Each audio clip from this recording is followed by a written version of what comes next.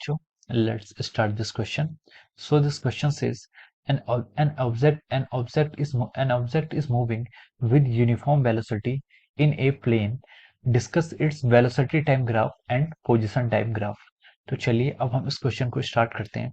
देखिए, जो इस क्वेश्चन का आपका की कॉन्सेप्ट है, इस क्वेश्चन का आपका जो की कॉन्सेप्ट है, ये क्वेश्चन आपका काइनेमेटिक्स का क्वेश्चन है। ये क्वेश्चन किसका? आपका काइनेमेटिक्स का क्वेश्चन है। यहाँ पर हमें क्या करना पड़ता है, ऑब्जेक्ट की डायनेमिक्स को स्टडी नहीं करना पड़ता है। जस्ट हम यहाँ पर ऑब्जेक्ट की बेसिक जो डेफिनेशंस होती हैं, प्रॉपर्टीज होती हैं, वो सब चीजें यहाँ पर पढ़ेंगे। तो देखिए, काइनेमेटिक्स में हम इसको भी बोल सकते हैं कि ये क्या है, यूनिफॉर्म वेलोसिटी का क्या है, एक क्वेश्चन है। ये आपका क्या है, यूनिफॉर्म वेलोसिटी का क्वेश्चन है। तो चलिए अब हम इसको आगे सॉल्व करते हैं। तो देखिए, इस क्वेश्चन में हमें बोला गया है कि ऑब्जेक्ट क्या कर रहा है, मूव कर रहा है with uniform velocity. Uniform velocity से आपका कोई ऑब्जेक्ट क्या कर रहा है, मूव कर रहा है। तो देखिए, यूनिफॉर्म वेलोसिटी का मतलब होता है कि कोई ऑब्जेक्ट है, वो क्या कर रहा है, आपका यूनिफॉर्म वेलोसिटी से मतलब वो इक्वल इंटरवल ऑफ टाइम में आपका इक्वल डिस्टेंस क्या कर रहा है, ट्रेवल कर रहा है। यानी कि वो इक्वल इंटरवल ऑफ टाइम में इक्वल डिस्टेंस ट्रेवल कर रहा है। यानी कि उसकी जो आपकी यहाँ पर वेलोसिटी है, वेलोसिटी के यहाँ पर उसकी यूनिफॉर्म वेलोसिटी है। तो हमसे क्वेश्चन में पूछा गया कि फर्स्ट आप ग्राफ प्लॉट करो between velocity and time. Velocity और टाइम में आपका ग्राफ प्लॉट करना है। तो ये आपका क्या है, टाइम एक्सिस है, और ये आपका क्या है, वेलोसिटी का एक्सिस है। तो उसकी वेलोसिटी क्या है, यूनिफॉर्म है। वेलोसिटी यूनिफॉर्म है मतलब वेलोसिटी कांस्टेंट रहेगी। तो ऑब्जेक्ट क्या करेगा, इक्वल डिस्टेंस क्या करेगा, ट्रेवल करेगा इन इक्वल टाइम इंटरवल। जैसे उसको 0 टाइम से स्टार्ट हुआ और उसने 0 से लेकर 1 सेकंड में 2 मीटर कवर किया, फिर 1 से 2 सेकंड में वो 4 मीटर कवर करेगा। तो ऐसे करते करते उसका जो डिस्टेंस होगा निकलेगा। इसका मतलब क्या, वो यूनिफॉर्म वेलोसिटी से आपका ट्रेवल कर रहा है। और उसने दूसरा ग्राफ आपसे जो पूछा है, वो पूछा है पोजीशन और टाइम का आपको यहाँ पर ग्राफ प्लॉट करना है। तो देखिए, पोजीशन टाइम का जो हम ग्राफ प्लॉट करेंगे, ये आपका क्या है, ऑब्जेक्ट आपका प्लेन में मूव कर रहा है। तो यहाँ पर हम क्या करेंगे, आर डैश वेक्टर का हम यहाँ पर यूज करेंगे। जहाँ पर हम आर वेक्टर को और आर डैश वेक्टर का यूज करेंगे, और वो आपका x i plus y j कोई भी दो वेक्टर्स हो सकते हैं, ठीक है। But which both the vectors should be mutually perpendicular to each other. दोनों वेक्टर एक दूसरे के क्या होने चाहिए, म्यूचुअली परपेंडिकुलर होने चाहिए। तो चलिए हम इसको आर डैश से रिप्रेजेंट करेंगे यहाँ पर। तो देखिए, हम यहाँ से हम लिख सकते हैं, पोजिशन टाइम ग्राफ हमें प्लॉट करना है। तो देखिए, velocity vector from the definition से हमें क्लियर है, r dash vector minus of your r vector divide by your t dash minus t. हम इसको ऐसे लिख सकते हैं।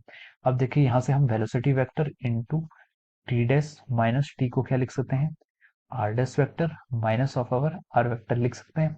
अब हम यहाँ से अगर लिखना चाहें, तो हम यहाँ पर से अपने आर वेक्टर को अगर लिखना चाहें, तो आर वेक्टर को लिख सकते हैं r dash vector minus of your v t dash minus t. ये हमारा क्या हो जाएगा, यहाँ से हम आर वेक्टर को हम इस तरीके से लिख सकते हैं, r dash minus t, r r is equal to r dash vector minus v t dash minus t. ये हमारे क्या हो गए, वेक्टर्स हो गए। तो देखिए, हमें यहाँ पर आर और टी का प्लॉट करना है। हमें जो यहाँ पर करना है, वो किसका करना है, पोजिशन और टाइम का हमें यहाँ पर क्या करना है, प्लॉट को ड्रॉ करना है। तो देखिए, हम यहाँ से लिख सकते हैं r vector is equal to अब यहाँ से अब इसको आगे ले जाएंगे तो ये हो जाएगा we T minus T dash, और वी हमने देखे यहाँ पर इस वाले मल्टीप्लाई कर दी, और ये आपका आर डैश वेक्टर आपका ऐसे का ऐसा ही रहेगा, ठीक है। अब देखिए, अगर हम किसी इंस्टेंट पे बोले कि अगर आपका time t is equal to zero पर उसकी जो पोजीशन है वो आर इज इक्वल टू क्या है, आर नॉट है। अगर हम बोलेंगे time t is equal zero पर उसकी पोजीशन क्या है, r is equal to r not है, तो हम लिख सकते हैं कि वेलोसिटी को हम कैसे डिफाइन करेंगे। वेलोसिटी को हम डिफाइन करेंगे यहाँ पर r minus r not divide by our t. और यहाँ से हम आर वेक्टर को अगर डिफाइन करेंगे, तो यहाँ से हम आर वेक्टर को लिख सकते हैं r not vector plus of velocity vector into time. ये आपका क्या आएगा, यहाँ पर फंक्शन आएगा।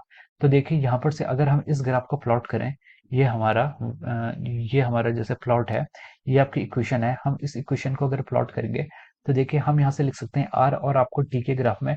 सो दिस इज ए क्या है, ये आपके लीनियर इक्वेशन है। लीनियर इक्वेशन है, और लीनियर इक्वेशन क्या है, स्ट्रेट लाइन की इक्वेशन है। क्योंकि इसकी आर और टी दोनों की पावर क्या है, 1। तो ये आपकी एक स्ट्रेट लाइन की इक्वेशन होगी। तो अगर हम इस इक्वेशन को प्लॉट करेंगे, तो हम इसको ऐसे लिख सकते हैं। तो इसका ग्राफ क्या होगा, एक स्ट्रेट लाइन होगा। इसका ग्राफ क्या होगा, एक स्ट्रेट लाइन होगा। जो कि अगर हम यहाँ पर time t is equal to zero पर देखें, तो ये किससे पास हो रहा है, अगर हम इस इक्वेशन में time t is equal to 0 करें, तो यहाँ से हम r is equal to r not यहाँ से हम पुट कर सकते हैं, r is equal to r not put कर सकते हैं। और अगर टाइम हम यहाँ पर t इज इक्वल टू, अगर हम यहाँ पर t पर देखें टाइम, तो यहाँ से जो आपका पोजिशन वेक्टर आएगा वो कितना आएगा, r आएगा। मान लीजिए ये इसके करस्पॉन्डिंग, सॉरी इसको हम थोड़ा आगे लेंगे t, तो ये इसके करस्पॉन्डिंग जो आपका ग्राफ आएगा, ये आपका ग्राफ आ रहा है r और t के करस्पॉन्डिंग।